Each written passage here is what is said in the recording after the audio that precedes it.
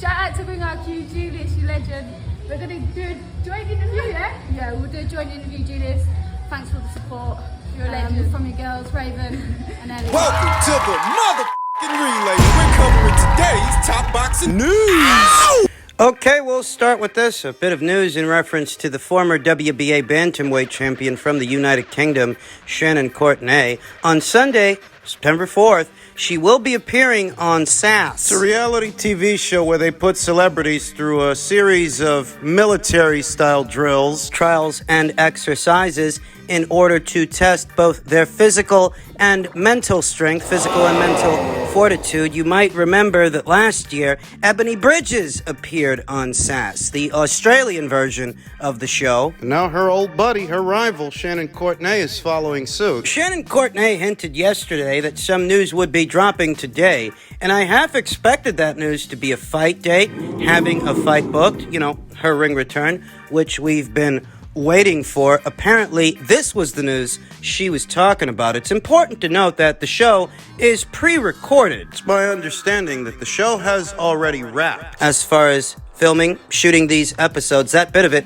that's already done, and the season is set to start September 4th. Shannon Courtenay having appeared on the show this season. Thus, there is still time left in this year for Shannon Courtenay to make her ring return. In truth, appearing on this show ahead of what could be her ring return might be beneficial for Shannon. Raise her profile. There's nothing wrong with her appearing on this show. It's just eerily similar to what we saw Ebony Bridges do last year. Ebony Bridges, who gets a lot of flack, gets a lot of static from her contemporaries, Shannon Courtenay included. Shannon among them in reference to how it is that Ebony Bridges markets herself to the boxing community at large and beyond. Ebony herself stated, "Good luck to her. It might help her grow as a person. People might not recognize her without her filters, though." I've always admired Ebony Bridges. So not for the reasons you might think. Don't get me wrong, she's easy on the eyes, but what I've always admired about Ebony is her cunning, her wit, her intelligence, and her business savvy. She very much seemed to me like a fighter that's ahead of the curve in more ways than one, in spite of how much criticism was levied against her. And for what? Because she's fucking hot? What do you want her to do? What, because she wears lingerie to weigh-ins? Hey, it's all bras and panties at the end of the day. You want to start a crusade because hers are lace and yours aren't? Give it a rest, Mother Teresa. I've always admired that Ebony Bridges understands the vulgars, understands the boxing fans, and everything and everyone in between. She understood that you really can't please everybody. And you shouldn't try to. You should do what's best for you, on your terms. That's what she did, and that's how she got here, to where she's one of the most recognizable faces, one of the most recognizable fighters, if not the most recognizable fighter, the most recognizable champion anywhere at or around these weights. It didn't happen by accident. It's by design, and you will notice that now there's a proliferation of girls that want a piece of what Ebony Bridges has got. And coincidentally, a lot of these girls just so happen to be her critics. The ones who bashed her, the ones who put her down. Shannon Courtenay among them. Seems that Shannon Courtenay is traversing very familiar familiar roots. Should we now expect to see Shannon Courtenay wearing lace bras and panties at weigh-ins? Wouldn't surprise me. I'm going to tell you the truth. There was never anything wrong. There was never anything unethical about Ebony Bridges using her feminine wiles as a marketing tool. There was never anything wrong or unethical about Ebony Bridges knowing that she's hot, knowing that people like it, and using that to her advantage. Because much like in a boxing match, you have to use all your tools, all your skills, everything you have at your disposal. In this instance, she knows how to work a crowd, and she makes her presence felt in the boxing community, on social media. You got a lot of fighters out there, male fighters, female fighters. They wonder why they don't have more of a following, why they don't have more of a profile. They resort to blaming their managers or blaming their promoters. They don't know the ball from the bounce, but Ebony Bridges, she gets it. You make your presence felt however the fuck you have to. In light of this, Shannon Courtenay seemingly traversing a similar path, going a similar route, some ways following suit to what Ebony Bridges already did last year. I'm not at all surprised to see it. Because there was never anything wrong with what Ebony Bridges was doing to begin with. Whether we're talking about a weigh-in or how she interacts with the fans by way of social media and public appearances over there in the United Kingdom, it's all an effort to raise her profile. That's what it's always been. And in boxing, that's what you need. That's what you're supposed to be doing. Now, as far as Shannon's a good fighter. Before bashing Ebony Bridges became the trendy thing to do, before that, the trendy thing to do was bashing Shannon Courtenay, though in truth, Shannon is a good fighter.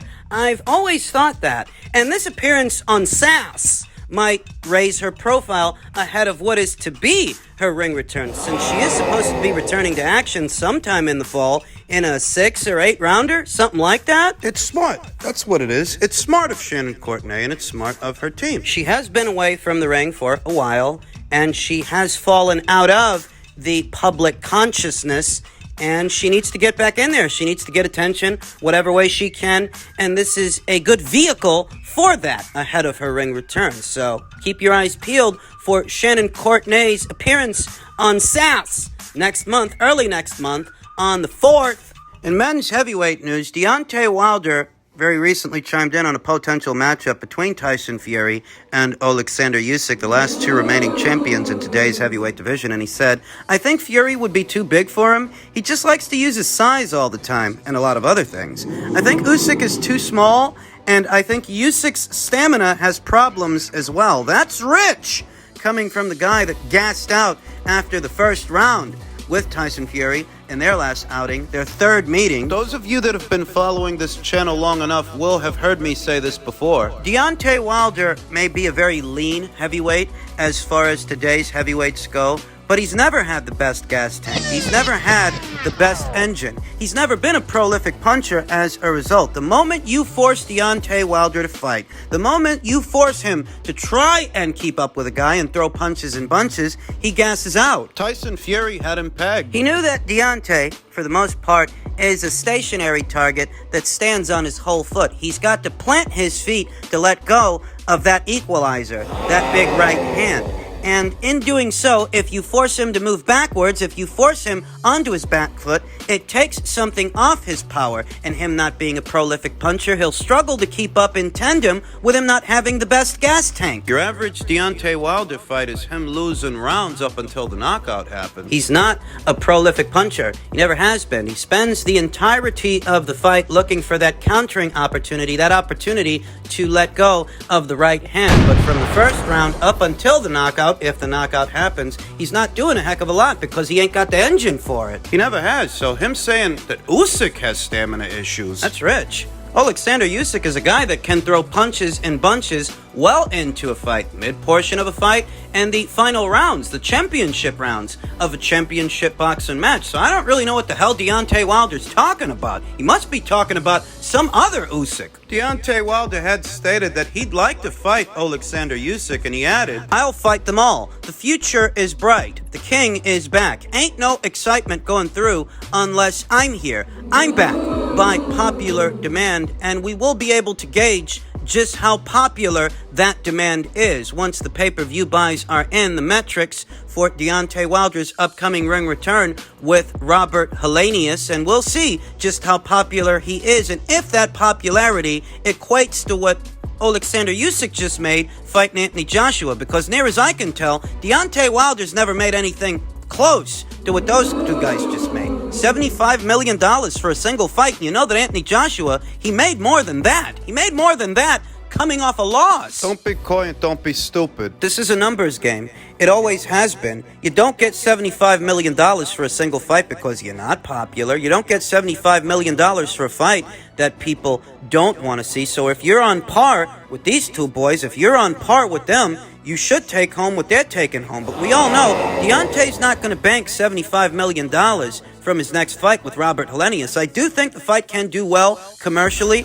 but not $75 million well. He says he wants to fight Usyk. That ain't gonna happen. Eddie Hearn, ahead of this past weekend's fight, reached out to Shelly Finkel to open up a dialogue to see if they can't get the ball rolling for a Joshua versus Wilder fight. Deontay Wilder himself admitted that Eddie Hearn did reach out, but in so many words, what he said was that they were busy. So if you ain't got time for Anthony Joshua, You still don't got time for Anthony Joshua. You're gonna make time for Usyk? I don't think so. Usyk, he's a no fuss, no muss, no nonsense customer, and he let it be known post-fight that if he's not fighting Tyson Fury, he's not fighting. So it's not actually his aim to take on Deontay Wilder, and why would it be when he wants to take on the guy that beat Deontay Wilder, the guy that beat him 2 times? Doesn't need Wilder for a payday. He just made more money than Deontay Wilder did in his last 3 fights. Made $75 million from just one. Doesn't need him for an alphabet title. He already has 3 alphabet titles, and he's looking to collect Tyson Fury's alphabet title. Deontay Wilder,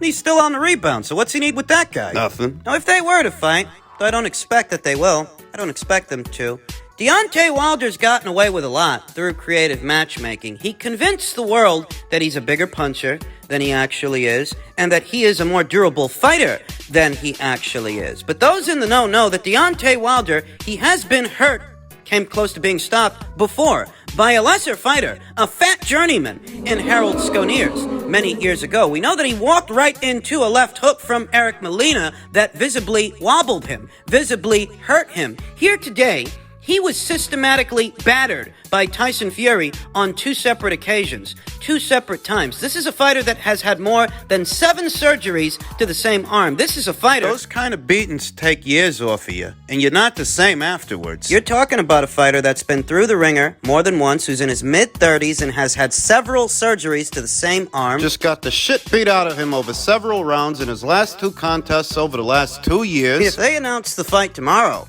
Deontay Wilder versus Alexander Usyk, I'd pick Alexander Usyk to win that thing, and I'd pick him to win that thing comfortably, because Deontay Wilder, he's a one-handed fighter, and to a cerebral fighter like an Alexander Usyk, well, he's not a hard puzzle to figure out. He's a one-handed guy, and he telegraphs that right hand. The only reason he's been able to get away with it for so long is because he was fighting a lot of guys that aren't very good to begin with. As soon as he fought a decent boxer in Tyson Fury, you see what happened. You're not going to convince me that Deontay Wilder's got this granite chin, not when he was floored by a journeyman in Harold Sconeers and wobbled by the likes of Eric Molina. You're not going to convince me that he's durable here today after 2 systematic beatings at the hands of Tyson Fury, and you're not going to convince me... Wilder's not a prolific puncher or a pressure fighter. He's not going to impose his size on Alexander Usyk. He's not a body puncher either. Wilder don't throw punches in bunches. He's looking to land a single punch, a single shot, every single round. He ain't got much of a work rate, ain't got much of a gas tank. I don't think Alexander Usyk and Deontay Wilder are ever going to share the ring. Alexander Usyk made it clear. Either he fights Tyson Fury or he doesn't fight. Wilder's not serious either. This is the same guy who walked away from $100 million to become this division's undisputed champion. This is the same guy that was more recently contacted by Eddie Hearn to start the dialogue, start the talks for a Joshua fight. You can't get him to fight Anthony Joshua. You're not going to get him to fight Alexander Usyk. But if they were to fight, I'd pick Usyk to beat him. Wilder's basic. He's a one-handed fighter with just one punch, just one, who's rather uncoordinated. He'd lose. Tweet after the fight. The tweet, I mean, it was just, Eddie Hearn coming to us after everything's over with my fight and stuff like that, and talking about offering a deal, and my thing was, we're busy, you know what I'm saying, and for me, it's easy to see what was going on. Boxing is solely a business, it's not a sport. It's not. For me, a sport is a masking agent to what the real fuck shit goes on. It's strictly a business. But he was trying to contact us for reassurance. You know what I mean? All of a sudden you want to make a fight because even yourself don't have confidence in your own fighter that it was going to win. So for me, he was just trying to make a deal to ensure that he can lock something in. But the thing about it, when he lose, that price goes up. Man, you know what I mean? You ain't gonna get no solid deal locked in. What did Fat Joe say? Yesterday's price is not today's price. Not today's price, facts. And that's basically what it was. We're not stupid. You gotta understand when you know you're in a business, you gotta have a business mindset and think that way. If I didn't have a business mindset and thought how I thought, I would never. That is Deontay Wilder essentially confirming that Eddie Hearn did in fact reach out to him to open up a dialogue for a Joshua fight. And in so many words, what he said is that they're busy. So why so many people are placing the onus on Eddie Hearn in Matchroom to do the fight with Deontay Wilder, and why they're hyping up that fight without holding Deontay accountable. He is once again admitting that he rejected that fight. He rejected that fight in the past when he was sent a contract that he didn't sign, at which point the WBA put pressure on Anthony Joshua to satisfy his mandatory challenger, Alexander Povetkin.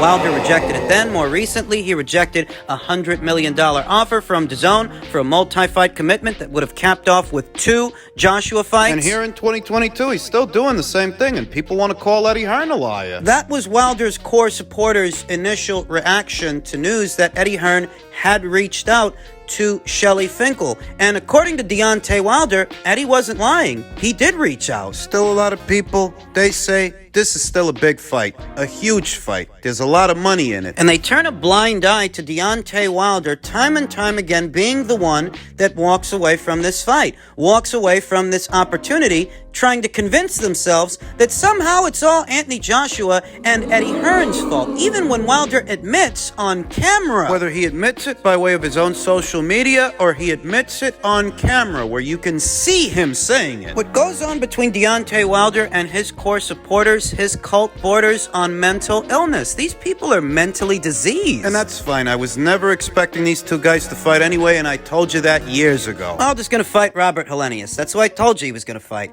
And beyond that fight, he may end up fighting the winner of Ruiz versus Ortiz, so long as the winner is Andy Ruiz. Meanwhile, Anthony Joshua's got to find somebody to fight. And I have no doubts that whoever he fights, it's going to sell out. He can fight Dillian White. He can fight Otto Verleen. He can fight Zhilei Zhang. He can fight whoever. It's going to do good numbers. The situation is now what it always was. Due to Deontay Wilder's missteps, his Freudian slips, that gives you all the insight you need. Gives you all the insight to know why these guys haven't fought yet and why they might never fight. And there's a group of people out there, they refuse to hold him accountable for it. Whether it's due to nationalism or tribalism or just plain old fucking stupidity. That's fine, be stupid. Just be stupid over there. Deontay Wilder says that Eddie Hearn didn't have confidence that his man would win this weekend's fight. And if I play devil's advocate and I entertain that notion that Eddie Hearn wasn't confident that Anthony Joshua would seal the deal this weekend, so fucking what? What the hell's that got to do with you? If they want to open up a dialogue with you guys to get the ball rolling for a fight between you... Who the fuck cares if Eddie Hearn is confident or he ain't confident? Do you want to fight this guy or not? You know the answer.